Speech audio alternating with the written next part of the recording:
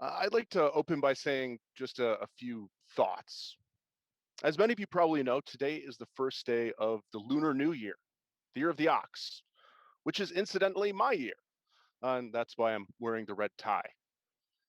And I feel like this is kind of a good jumping off point for discussing this year in COVID because last year, the Lunar New Year celebration was when I really realized how big of a deal this was going to be. Um, I remember I lived in China for many years. I was there through a few different scares of potential outbreaks, but life mostly went on business as usual. But seeing the lockdowns going on from friends that were there, and as well seeing the government canceling the Lunar New Year celebration, that's when I knew that this was deadly serious and could sweep the world. And of course, not long after that, that's exactly what happened. And today, about a lunar year later, we're seeing a world that is so similar, but also so different. There's still the same inequality, injustice, pollution, and anger that this global system has engendered for ages. But it's also different because so many people who used to be comfortably ignorant have been forced to acknowledge it, have had their faces shoved into these facts of life. Look at the spread of the Black Lives Matter movement around the world and protests against racial injustice and police murder. People have been losing their jobs and livelihoods at incredible rates, but at the same time, we're seeing online tech companies turning record profits. This isn't different. That's the same, but it's different because people are actually starting to see it and get angry about it and looking at ways of redistributing wealth. People around the world are seeing, as always, that the most essential jobs are done by the people who are the most exploited. But it's different because there's actually growing support for better wages and better treatment for the exploited. Ending exploitation, even, hopefully. We're seeing a difference in how just a break in polluting industries can make the world so much more beautiful and so much less polluted. But at the same time, it's still the same because we're seeing that even tapping the brakes doesn't slam the brakes on a climate catastrophe. In the vaccine distribution, we still see the same myopia of the West, but there's potential difference coming. Western media talks about the vaccine as if only Western vaccines exist. But, at least two Chinese companies are producing vaccines. Russia's producing a vaccine. Most of the AstraZeneca vaccines that are being produced in India. And these vaccines are needed. And at the same time, there's a lot of space for non-Western vaccines because of a sort of selfishness in grabbing them by the West. The variants as well give us the same but different. This is a virus that threatens all of humanity, and that's the same as it always was. But it's different because the people who have been agitating for COVID passports so that they can go on vacation are starting to realize that a vaccination doesn't mean anything if everyone, from an informal laborer to an emperor, doesn't have access to a vaccine that works and to healthcare, because otherwise it's just going to keep mutating. And you know what? When people start seeing that these people everywhere around the world deserve crazy things like being healthy, maybe we'll look at crazy things like better rights and better engagement and seeing ourselves as human beings and maybe working together to make the world better. So, as I said, I see a lot that's the same, but I see a lot that's so different. Thank you, everyone, for listening. That's enough from me. So let's jump into it and get to our discussants. First, we will hear from Professor Barry Gills. Uh, Thank you, Christopher, and thank you for that profound and truthful talk about this situation and what it is and what it isn't and what continues. I would just start saying I'm Barry Gills. I'm professor of global development studies at the University of Helsinki. I'm a member of EXALT, the Global Extractivisms and Alternatives Initiative, and also HELSIS. Here's what I want to start with saying. We should all certainly know now that this is a very severe and deep systemic crisis on a global scale. In fact, multiple crises which have converged of the pandemic, of climate change, ecological breakdown, and also in the whole capitalist globalized world order of the economy and society, all happening together. So this is in many ways historically a kind of crisis which brings forward transformations. It will produce transformations. The question is, what kind of transformations will it produce? And what is our role in academia, in our discipline, and in our work in light of the severity of the crises that we're experiencing and everyone in the world is experiencing at every level, right down into the smallest village in a very so-called remote place. So we really have a duty in our field in particular, as we encompass the world through our field, that to address this directly and to realize that there's now both the possibility and actually the historical necessity for really radical, profound transformations, not just a bit of moderate change, but profound transformations in every sphere of life as we know it, to constitute, a kind of step change in human history and society. And in that way, we can reinvoke our radical imagination as to what development means or could mean. And of course, prescriptively, in the view of many of us, should mean, and the reasons for that. So we really are at a time when part of our work is to contribute to the creation of these new understandings, explorations, in fact, new paradigms of development at every scale, in every place, and also of a whole new economics, an economic paradigm. Our present economic paradigm, with all its tremendous flaws, has failed and has produced crisis, inequality, poverty. The idea that nature has been made into an externality and that ecological economics is seen as a minor subfield in economics. So many profound problems in the dominant paradigm of economics that have to be changed. And also in global governance, our global governance system has been failing. And there are many ways in which it must change. And in many ways, that has to do with making it more accountable to the people of the whole world and reflecting their actual needs and priorities more accurately and correctly and progressively, and also embodying the role of social forces around the world, the people themselves, what some of us are calling people's sovereignty.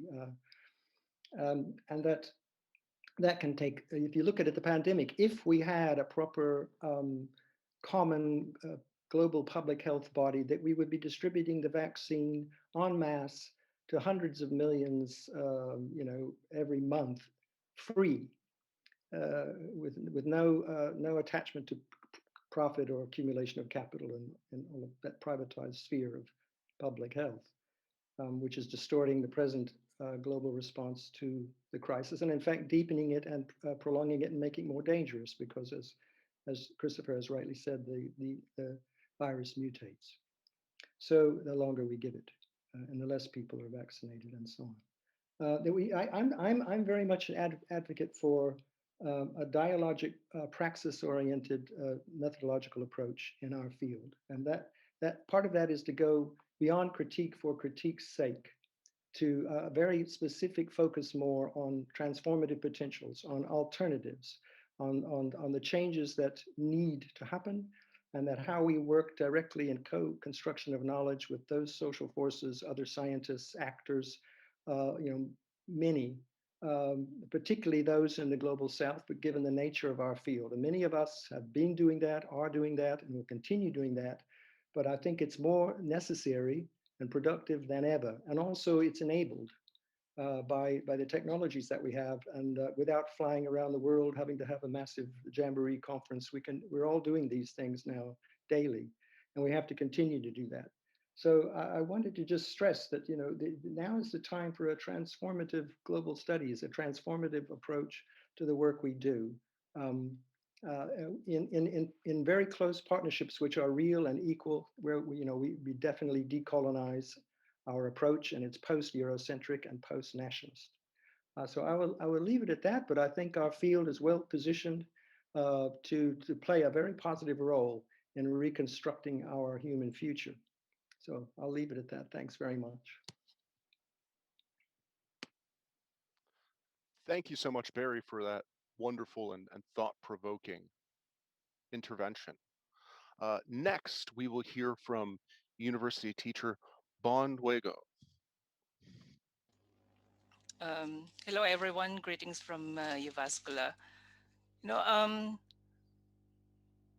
7 years ago, about 7 years ago, when I was new here in Finland, I was invited to speak in the World Village Festival, which is held every spring in Helsinki.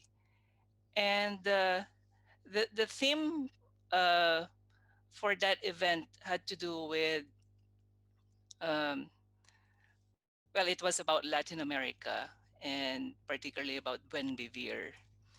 And I remember my talk at that time was entitled A Good Life Against Global Competitiveness. And I think it's still the same message that I have right now, even at this pandemic period. You know, development for me has always been about a normative goal towards realizing the good life or what a good life is. Um, when the pandemic started, there were lots of talks, and um, and for us in development research who are so idealistic, we kept on talking about uh, possibilities for change. You know, 1 year after the pandemic, we are realizing that things are really getting worse. There are some movements, green patches in the bleak landscape. But then, if you look at the trends going on right now, um, it's still bleak for me. Um, and the more so that I realize it living in here in the north, uh, and then my research is on the global south. You know, I think of my family and friends back home in the Philippines. I deal with systems here. Before this conference started, actually Barry mentioned to us that we're actually lucky and privileged here in Finland. In development research, and if you do political economy and social sciences, we tend to be very critical about the system. But in comparative terms, that's the benefit also of us as development researchers. We have a comparative perspective. But if you really compare systems and how things are, for most people, I mean, Finland, the Finnish system is already heaven. Just like the other day, I mean, my daughter was on quarantine for 14 days, and then I went to the school. Everything was there. Um, in, the school lent me like the iPad, and then there was food.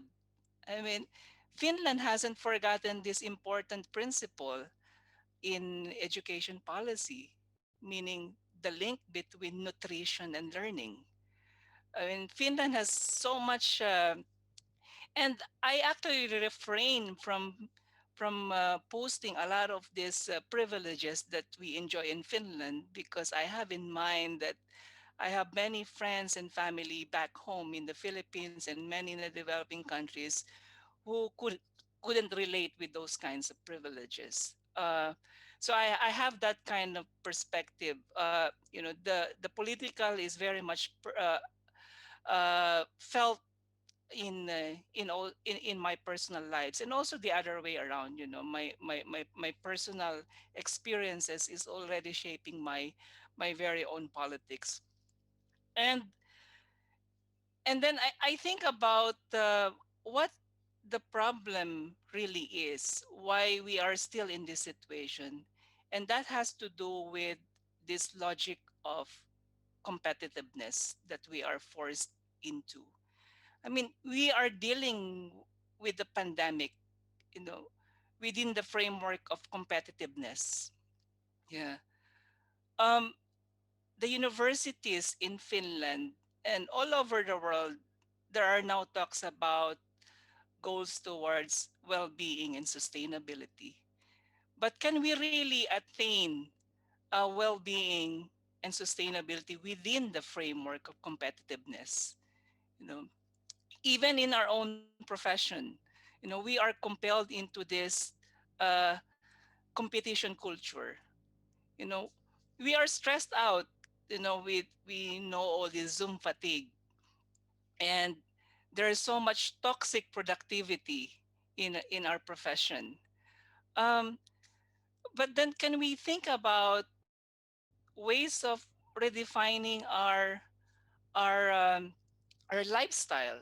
There are now talks about slow movement, for instance. Naomi Klein is into that proposal. Um, we are stressed out because of the competitive pressure in our own profession. Especially for us, the younger generation in the field. There's always this pressure uh, to publish, um, pressure to compete with others. So it's always in us, and we may not be realizing, but this is also the logic that global capitalism is evolving into now. That the trend is about the completion of the world market. If you look at the mainstream development policies from the World Bank, the IMF, even the UNDP, the OECD, um, they are actually still uh, framing all the social variables that are dear to us, climate, gender, ethnicity, family, culture, within this circuit of global capital accumulation. So what we are seeing in mainstream development policy is this process called proletarianization. I mean, when they talk about gender equality, well, gender equality is smart economics, as they call it. Yeah. Um, it's okay. They would also support decolonization so that those old colonies can be converted into competing centers in global capital. So we are having all this uh, defining logic of competitiveness that that the elites and global capital are putting us into. And even this so-called trend on vaccine nationalism, it's still based on this logic of competitiveness, even though um, for us, we've always been calling for solidarity. I mean, all those issues that Anya mentioned in the opening, the need for mutual aid and caring. So I would like to close by proposing two things to redefine our development research community towards conviviality and against competitiveness. The first is that we have to sustain the momentum to decolonize and diversify development studies. Um, but we can do that if we would rediscover development studies as a study of capitalism. And this is what I've been noticing in several conferences and interaction I have with development scholars, if they talk about the future of development studies, they would still question colonialism. But somehow I have a feeling that we are forgetting, you know, the material basis that drove colonialism, the material foundation and basis that sustains inequalities. So I think we need to study how marketization, influences the everyday. You know, in political economy, we call it the everyday political economy. Uh, so, so it has many manifestations like in families, you have to delay having more kids because you are thinking about the competitive pressure in your career. Uh, uh, you also see that in the streets, how people compete, because of all this competition culture. And I think it's being universalized at the moment. So that's my first proposal, to rediscover development as a study of capitalism? And secondly, how do we redefine our development research community towards, as I call it, conviviality and mutual aid, and against competition culture? But so I would like to pose the question: can we do away with scarcity mindset, you know, and rethink how our limited resources are distributed? So thank you very much.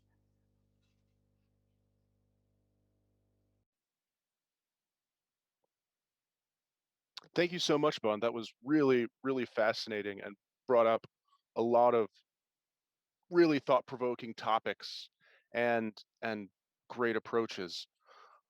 Next, I have the pleasure to introduce uh, Associate Professor Tiina Kontinen.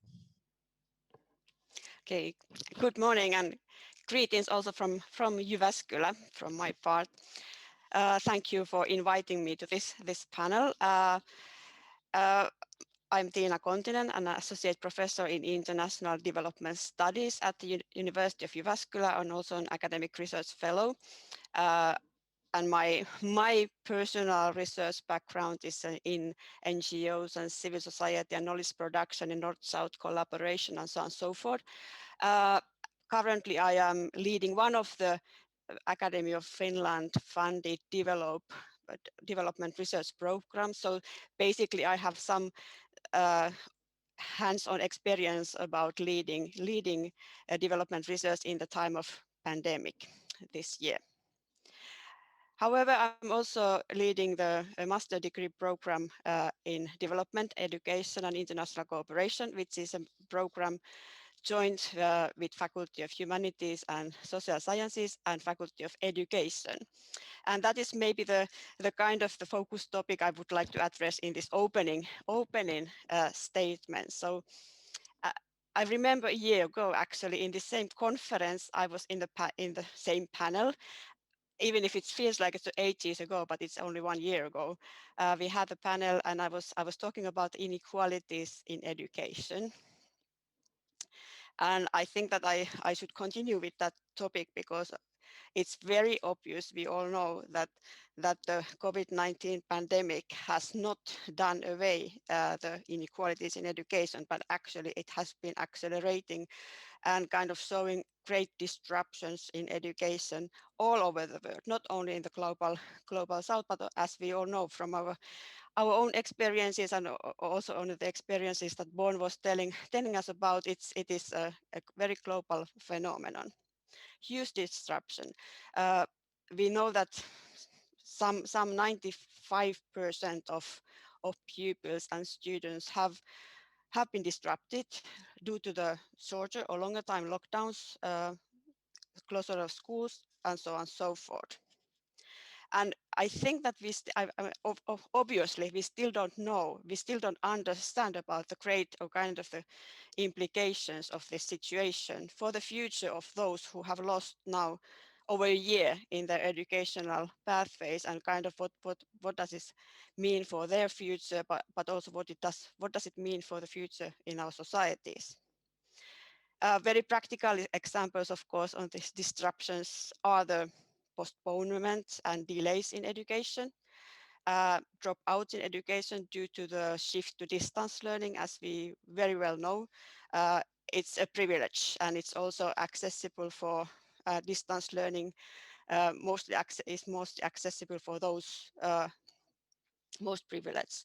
Most of the students, for example, in Africa, didn't have any connectivity in order to participate in distance learning, even in the university, at the university level, not to mention primary and secondary school level.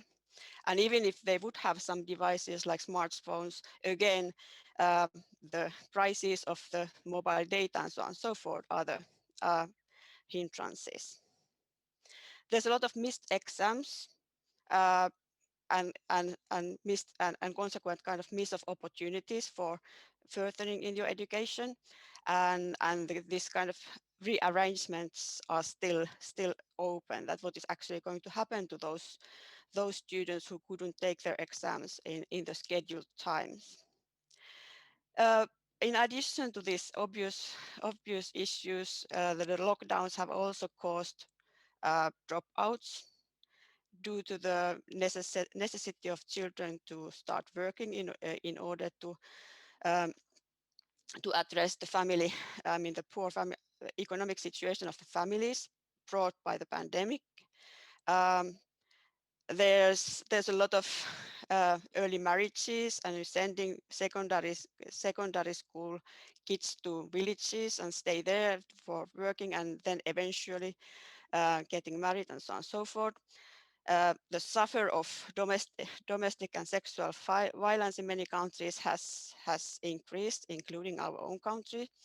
And we don't actually know about the situation, that how many of those who have now dropped out due to the closures during the pandemic are able to return to their educational path, or is that something that they really are now dropped totally out, and they need to take different kind of paths in their lifespans.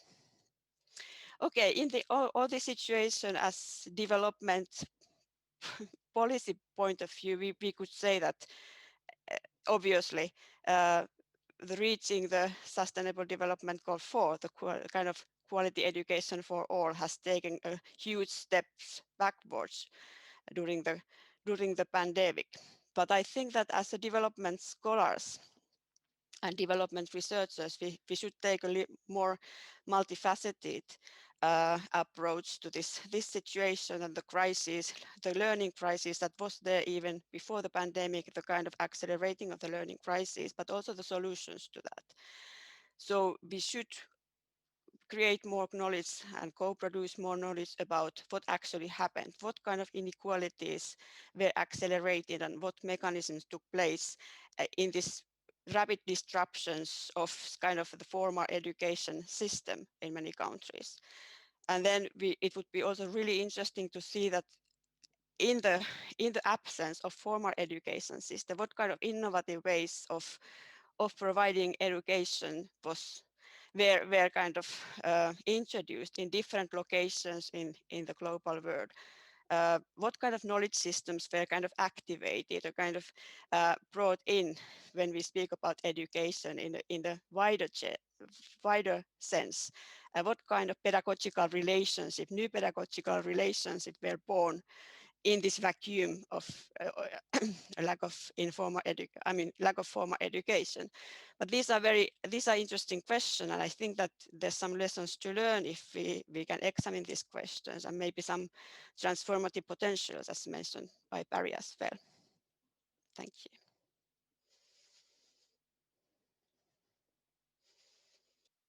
Thank you so much for that, Tiina. Like lots of very interesting and impactful points looking at the whole world.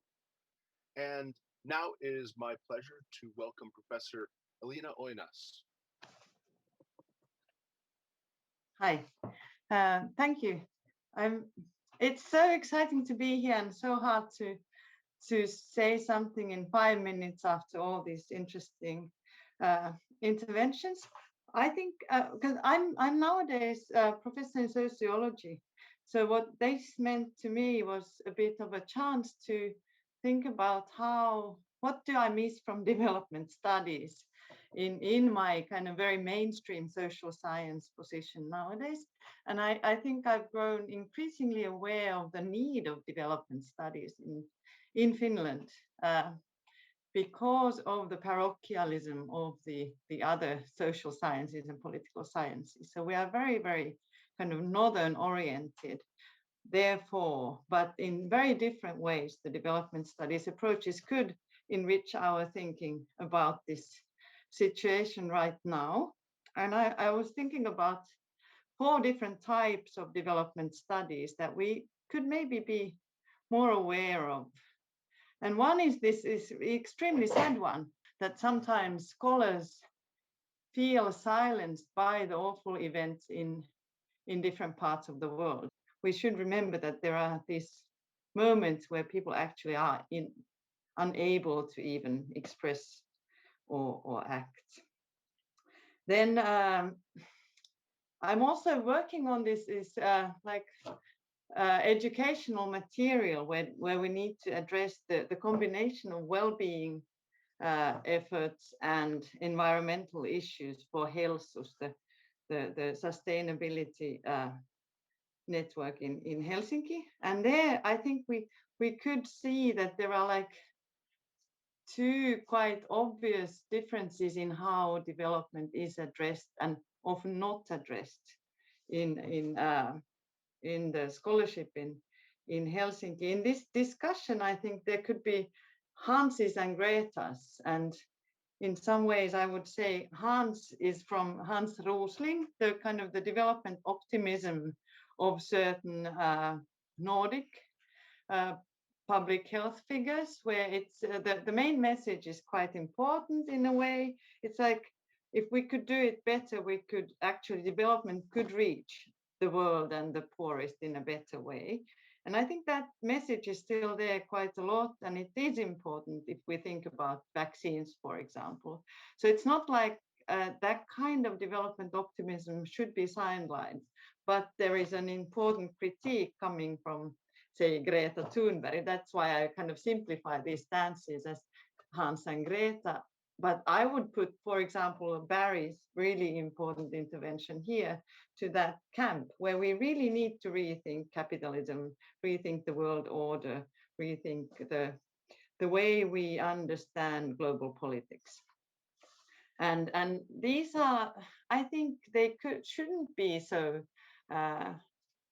separate fields, but how could they learn from each other? And I think some of the things that Bonn said could sound like a combination where you kind of appreciate some of the systemic ways things about equality and social welfare are understood in Finland, but not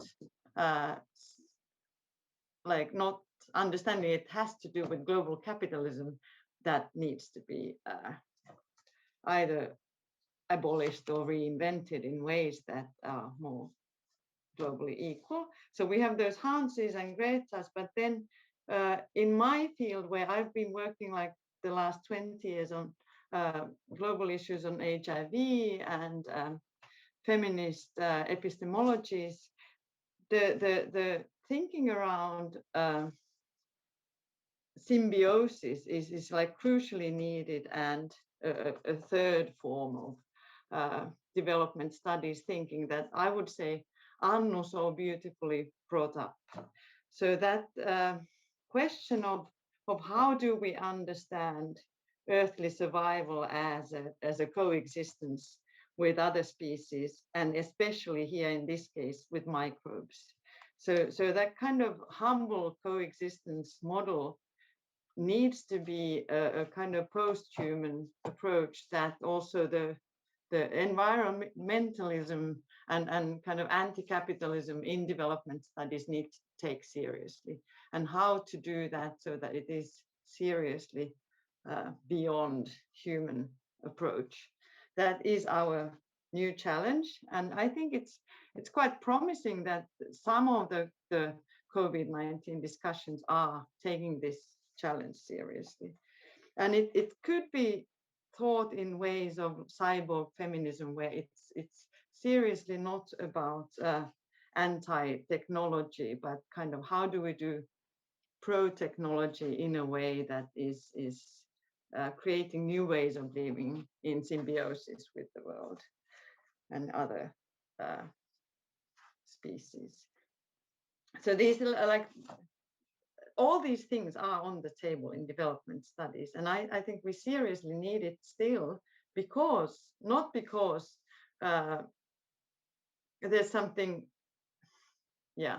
Well, maybe I stop here because I think I'm over my time, and the general discussion is intriguing me. Yeah, but my intervention here would be a reminder of the kind of the microbial coexistence in development studies already, like Anno brought up. Thank you. Thank you so much, Elena, and thank you everyone for your wonderful opening statements. So now we're going to jump to the pre-organized set of questions. But I do realize I was absolutely remiss in my duties earlier because I was so excited to jump into this that I completely forgot to introduce my co-moderator, Ayonghe Akonwe. And Ayonghe will be answering, well, not answering, sorry. Ayonghe will be taking all of your questions into the chat box, and as well as dealing with the direct questions from all of you, the audience. So thank you so much, Ayonghe, and I'm really, really, really, really sorry that I forgot to introduce you at the beginning of the panel. So now let's jump in. So we have 4 predetermined questions here that we sent to the panelists ahead of time. And the first one, I guess I can put it into the chat box after I put it out there, but the first one is, as the pre-pandemic era could already be characterized in terms of multiple crises, and there is no return to it, what are the ways forward? And I would like to initially open this up to Professor Barry Gills. Right. Thanks to everyone for the dialogue so far. I think we're finding a lot of common ground already about the positive role of development studies, global development studies. And let me just say that, well, I mean, I think I've been saying that the way forward is now in the hands of people making the changes at all scales, starting from their street, their neighborhood, their community, their region, their country, and the globe. All of these are interrelated, as everyone knows. But I mean, I don't hold out great faith in the Great Reset from the World Economic Forum, or other ways in which you try to have things change while they stay the same. So it's now the time for the radical utopian imagination, or the radical imagination. But it's also a time for praxis, in other words, for action, action, action. So, I mean, as scholars, this means, as I'm repeating myself, but it means ever more serious commitment to making this real. In other words, to the actual equality and co-production of knowledge with many other types of people, not just fellow academics, like speaking in our own little echo circle. And you know, to make that our new central goal of the way we conduct our field. So I think maybe that's enough for me just now. I really think it's historical. Sometimes, you know, this is when people no longer find. I mean, you know, it's response to crisis in sense of a general theory about that. When people can no longer find, I mean, the masses of people, they no longer find real solutions to acute existential problems in their everyday life, their survival, their well-being, their health, their security, and so on. Within the dominant paradigm that they've internalized, that they've been socialized and conditioned to believe and see the world through, and hold that mentality and understand it that way, through that lens. When they no longer can find any real solutions at all that work, that actually work, within that paradigm, then everything is open to question. And I think we are entering that time fully. Everything is open to question. And that means that there will be radical change. But it has to be driven by people themselves everywhere. I won't rely on the state to fix everything. Look what's happening with the climate change. The big, gaming this system, beggar thy neighbor, all the usual games. I mean, Bonn said it about competition. Competition, it's there with the vaccine, it's there with climate change, it's there with everything. This is not going to be a solution. Not at that, not through those structures. No, I don't believe it.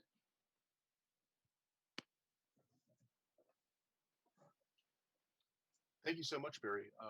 Would anybody else like to jump in?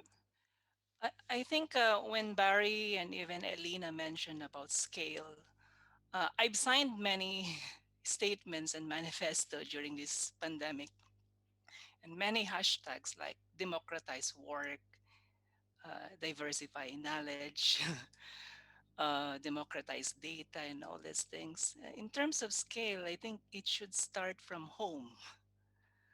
Um, I remember when I wrote an essay in commemoration of the 70th anniversary of the Universal Declaration of Human Rights. I concluded with the statement of the chair of the writing committee, Eleanor Roosevelt, that human rights should start from home. You know, and human rights should be the advocacy towards human rights should be close to home, because if we don't succeed in efforts close to home, we couldn't make progress, in the larger world. And I think it has implications for us as academics and development practitioners. And where is this our home? It's our own universities. You know, it was the comment. There is this popular manifesto by progressive and critical scholars on democratizing work. And then I tweeted about it, and then the author of that, a French academic, agreed with me, because I said that all this advocacy about democratizing work towards well-being, mutual aid, self-care and everything should actually begin from our own homes, which is the university. Yeah. Otherwise, if we don't do what we preach at home, no, we will lose our own credibility.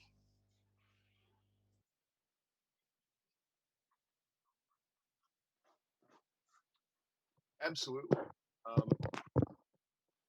I suppose. Does anybody else have a quick intervention before we move on to the next question?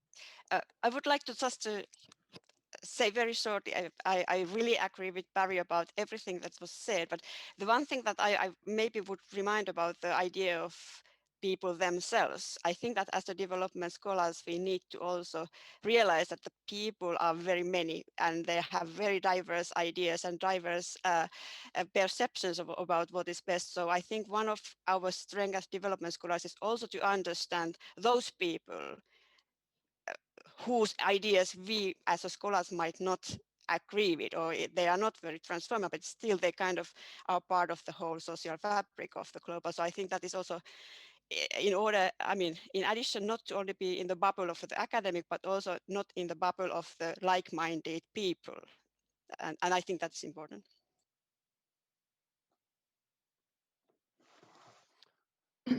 So, Elina, would you? Yeah, I mean, I agree with everything said here. So if somehow summarizing these, it could be like, okay, if I mean, Barry's important is so important that we need to have a profound change in mind. And a lot of that change needs to happen here in the global north. But what does it then leave for us who want to do, say, field work in Ethiopia? I mean, we often are ridden with guilt, not like, why would I go somewhere and do some work? What can I know? And that is often hampering our kind of self-confidence in trying to do analytical work in this field. But if we would take that combination, yes, the change must happen at home, like like Bonn said. But how do I do serious committed scholarship if I don't learn from elsewhere? So what if we would go elsewhere to kind of to complete the understanding of the world by negotiating with our colleagues all over the world? Because our news, our worldview is so limited to the news media we get, so we wouldn't even know about the like actual world unless we do the hard work. So if it's not about like we know, or we are ridden with guilt about being Western and being somehow so enmeshed in this small home of ours, we could actually be committed to serious change by real dialogues and real learning with our colleagues elsewhere. Thank you. Yeah, I think that's, I mean, well, an excellent set of points overall, and I think that's a really, really great way to bring it in, especially like recognizing that need for like the need and the power of working with people around the world and being open to different ideas, and the power of collaboration in this way. But let's move on to the second question. How has the pandemic affected the practices of development research? And I would like to put this to Tiina to start out. Okay, thank you. Okay, maybe a very personal reflection first. Last March, in the beginning of March, I was in the University of Dodoma, Tanzania, where we had a development studies conference with a lot of scholars together, enjoying kind of discussions and kind of deliberations. And during that week, I mean, after that week, a postdoctoral researcher from the University of Dodoma was supposed to relocate to the University of Jyväskylä in our project. And during that week, of course, the first week of March, you remember that then we got a call from the University of Jyväskylä that, okay, now nobody from abroad is accepted anymore. I mean, new employees are not welcomed until further notice. So that was the kind of the first indicator of how COVID-19 actually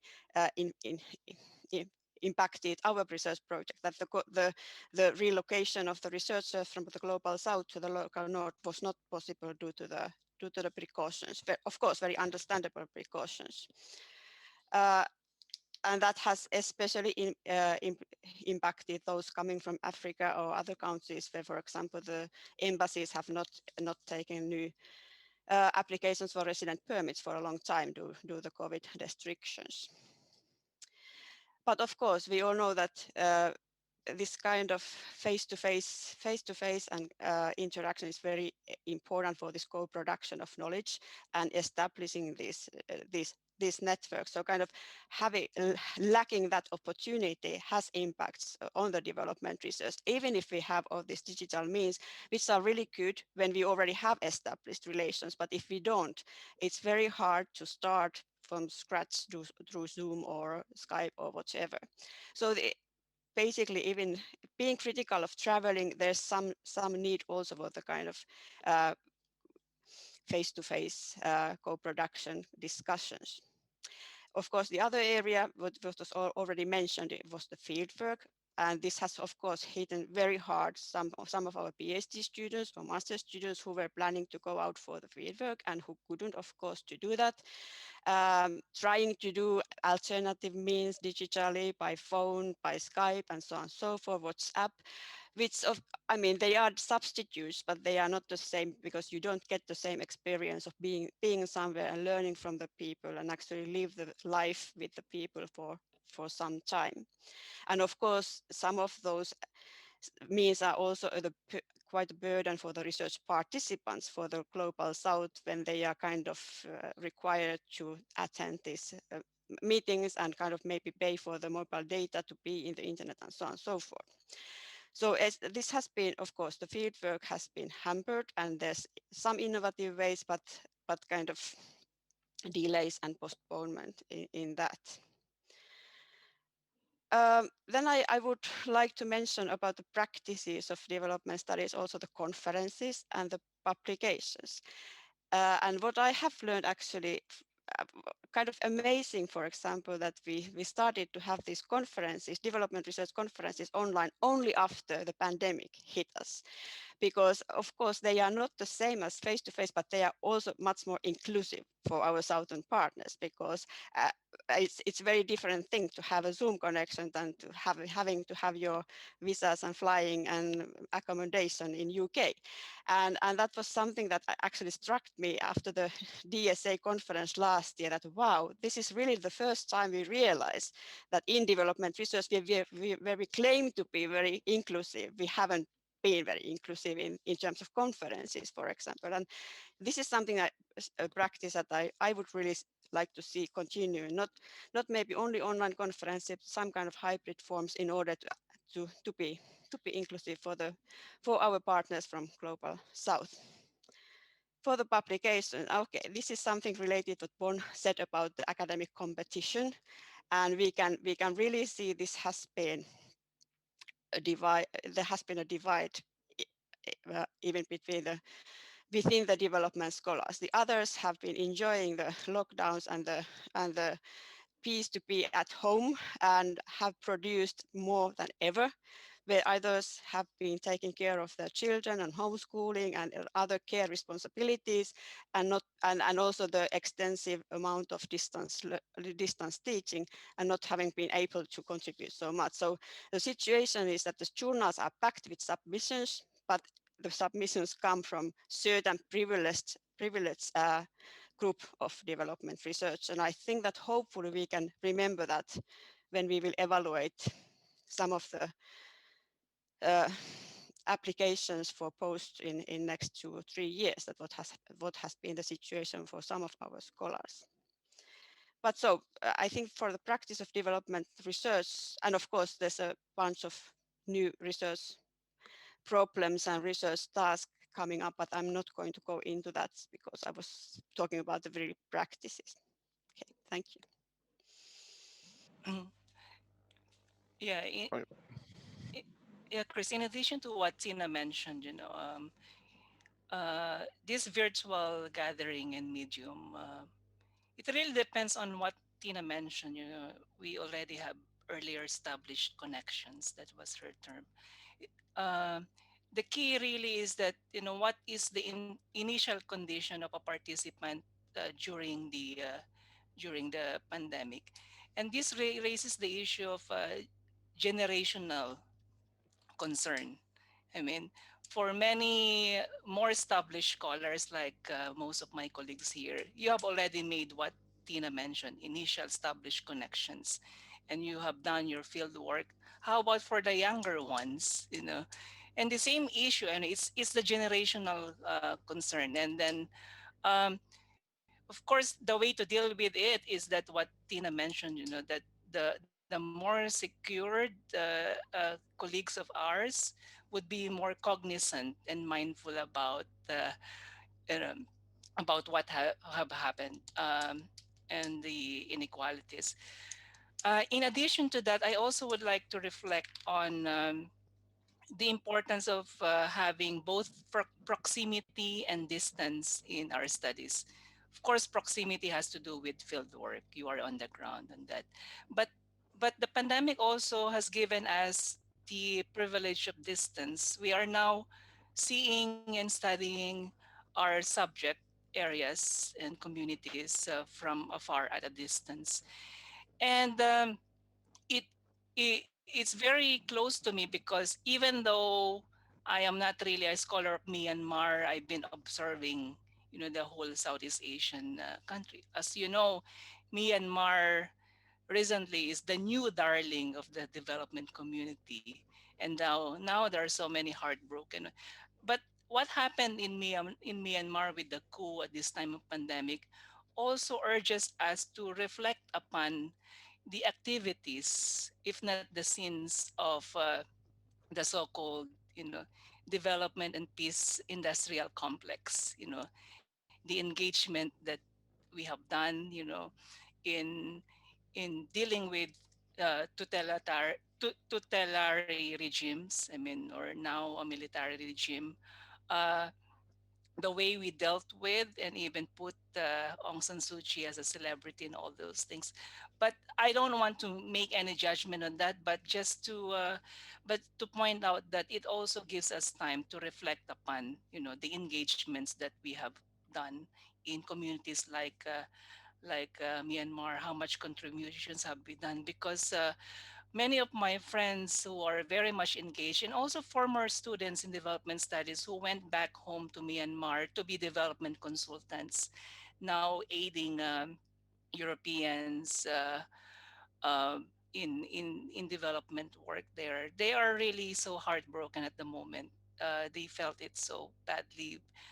For us who are very critical about the tutelary regime, the civilian military um, um, regime in Myanmar right now. We have always been critical about it. But for those who were on the ground doing development work and a lot of reforms, many of our colleagues in international relations and political economy, they even went to Myanmar giving lectures about development studies, international relations, political economy. Um, Now is the time to reflect upon, uh, do people really in Myanmar really need those kinds of lecturing and moralizing that we've been doing? No conclusion in that, but just to question about the engagements that we've been doing to local community. And there was one tweet that I retweeted recently. It was a comment on decolonizing. So sometimes the tweet was about uh, um, in development studies, we always have this need to research on this, research on that. you know, it's because of this competitiveness pressure. We create a demand for our own research, and submit that for funding.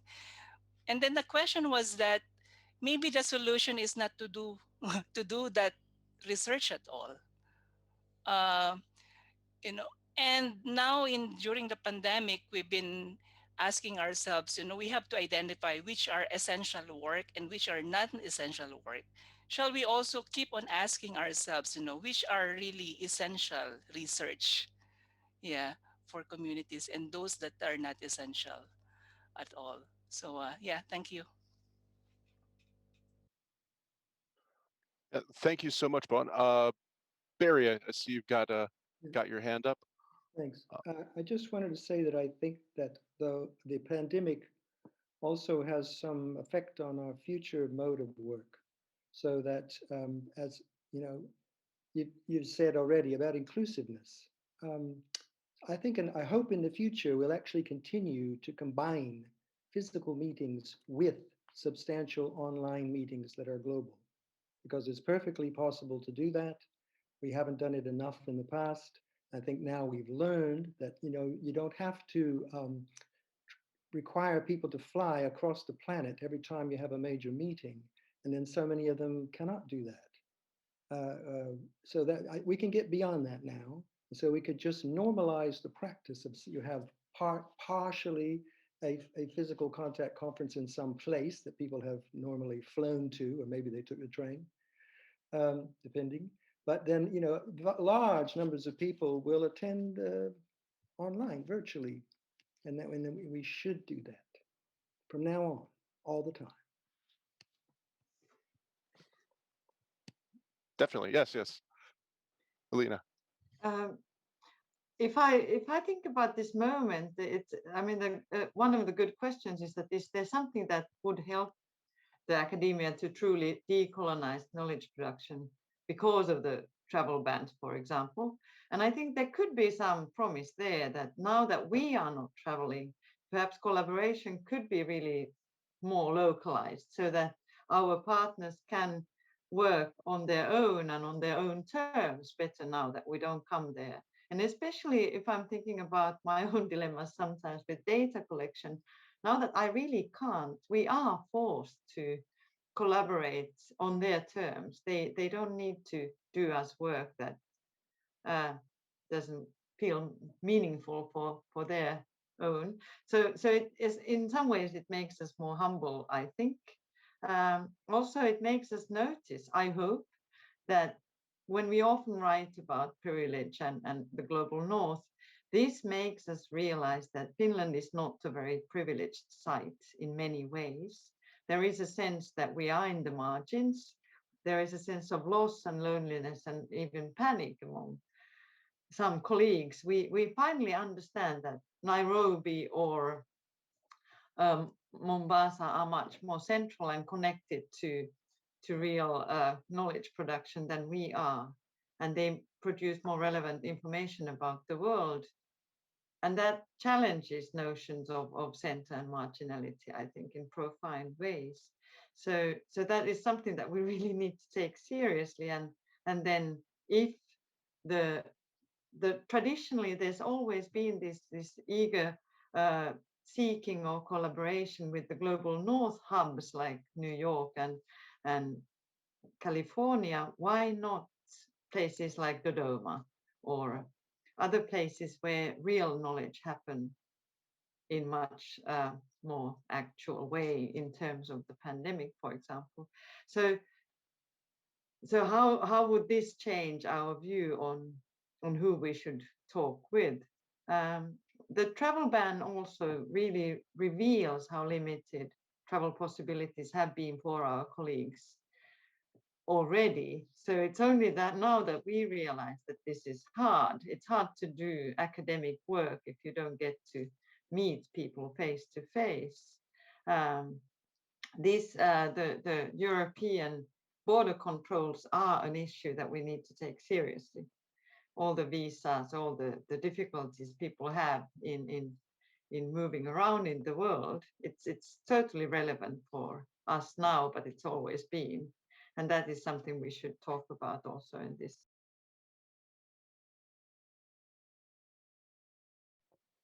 Absolutely. So many amazing and great points. There are a lot of wonderful reflections. I mean, especially for me as a PhD student and having the stark realization that I'm not going to get to do field work, or at this point, I shouldn't bank on it if I actually want to get my PhD done on time, and so many things as well of like the opportunities of engagement, which are so much there. And thankful, of course, there are issues of who in the global south has the ability to connect, but it's still a lot better than dealing with flights and visas and so many other things.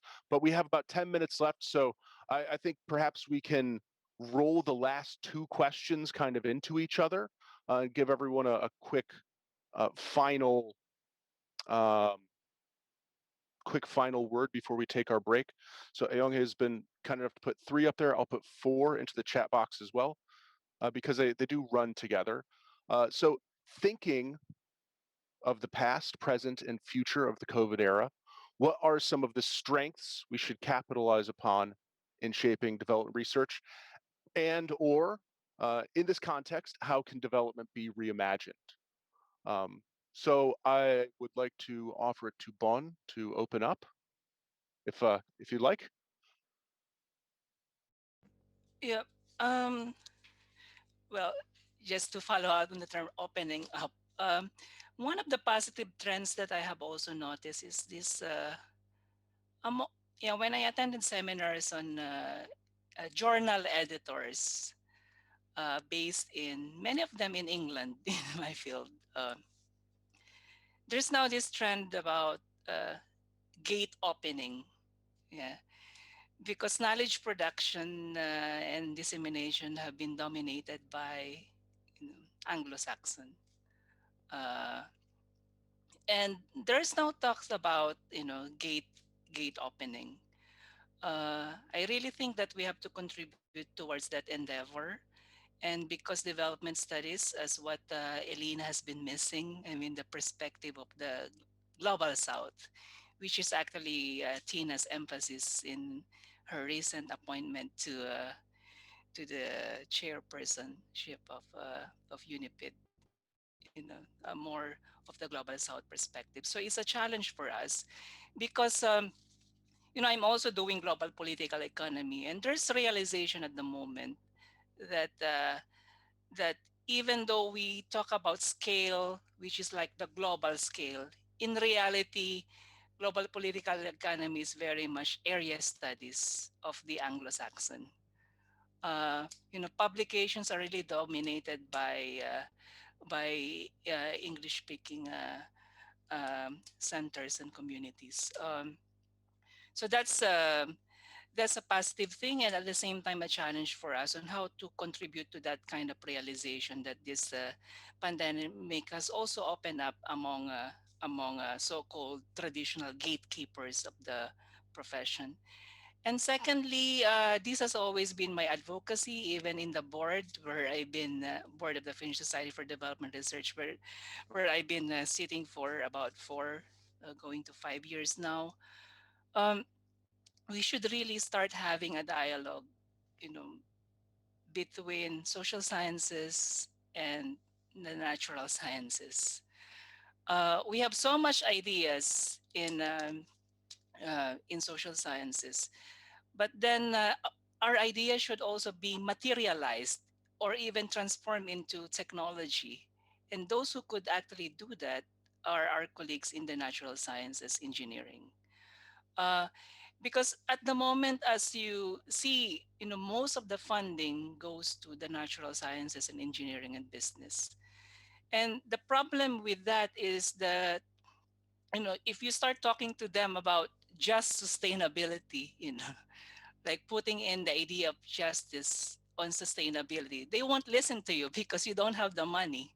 you know uh, um, so so because of this unequal relationship in terms of how resources have been distributed, we should also think about how to engage in better ways to distribute resources instead of the what we call the scarcity mindset, where we compete with limited resources between natural sciences, STEM, and social sciences. Can we have a dialogue together? And I think we should really start that one.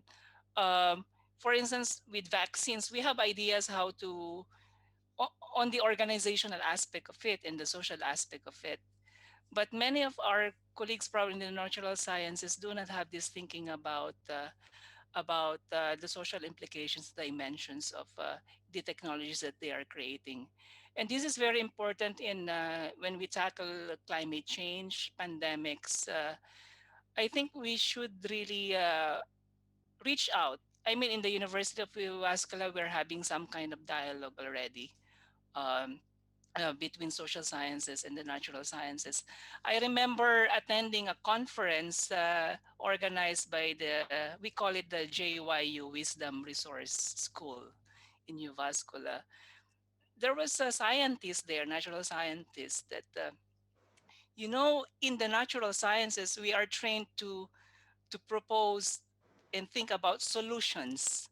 So he has this impression that we in the social sciences are just about, problem identification rather than proposing solutions.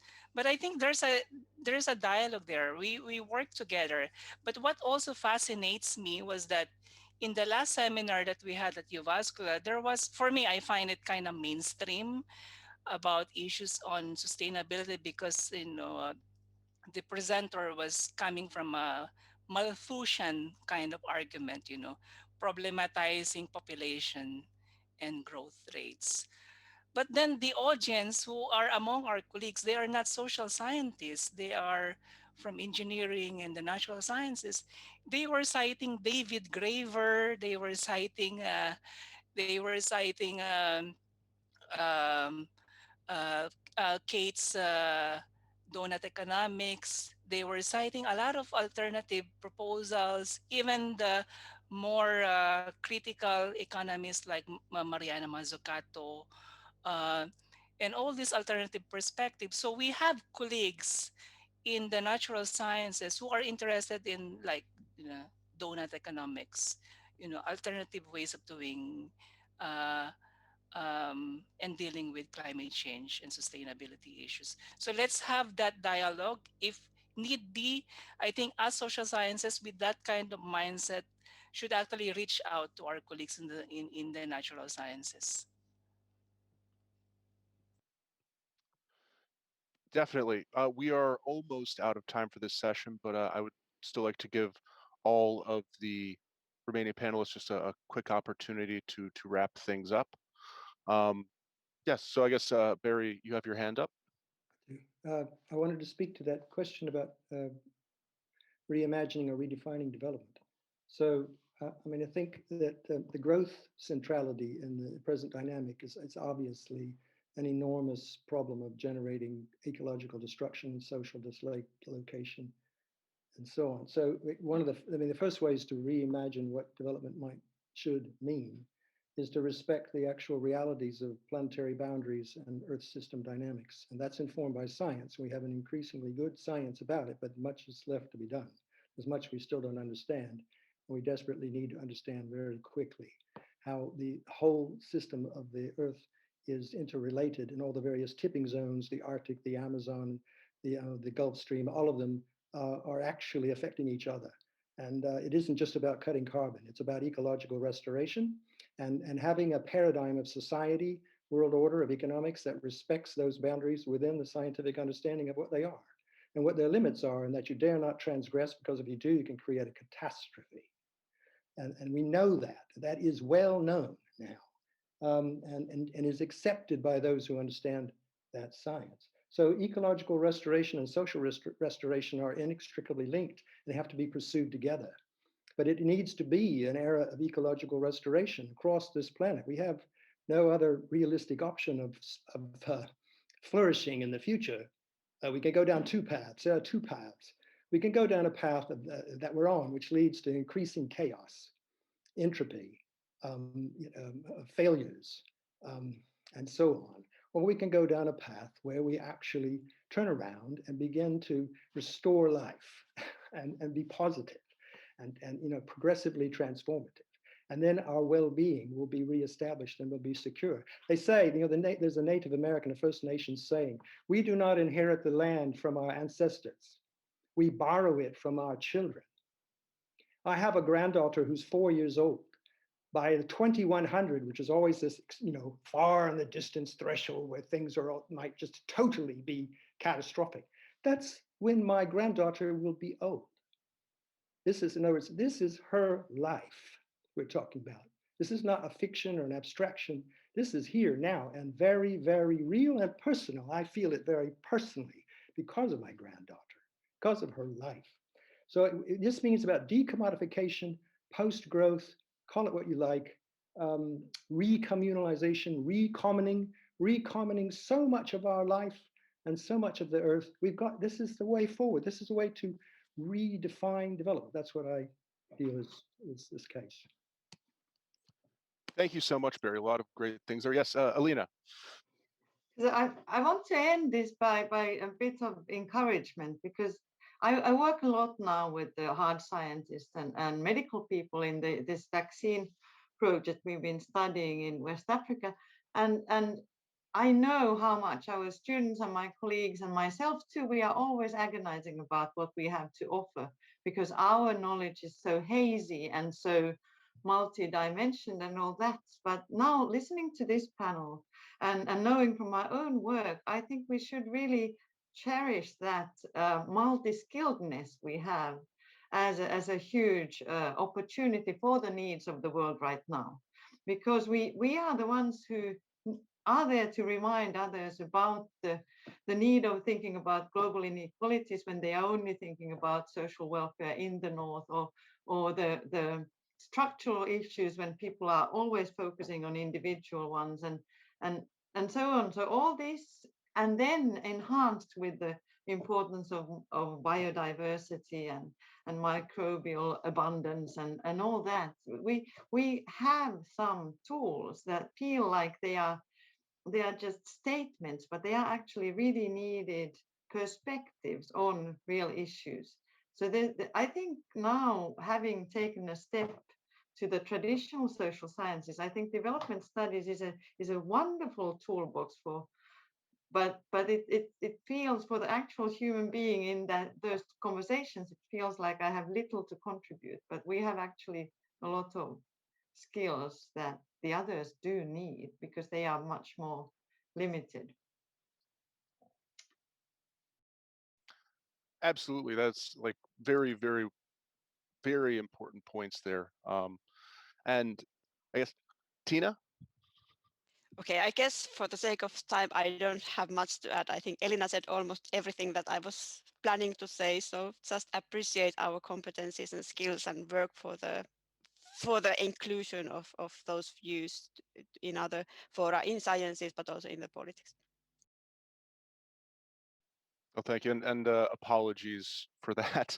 But I guess everyone, so we're a few minutes behind, but we can come back a few minutes later if necessary. That's one of the beautiful things of Zoom, is that people can still listen and step away and get a coffee on their own or something like that. But now let's take our official 15-minute break here. Now, right now, we're going to put up a Development Days 2021 slide for everyone to see. So please, everybody, take a look at it, and maybe think of some questions to put into the chat box, so that when we come back and Young-hae takes over, we'll have plenty of great questions to kick things off. So thank you, everyone, for a great first half.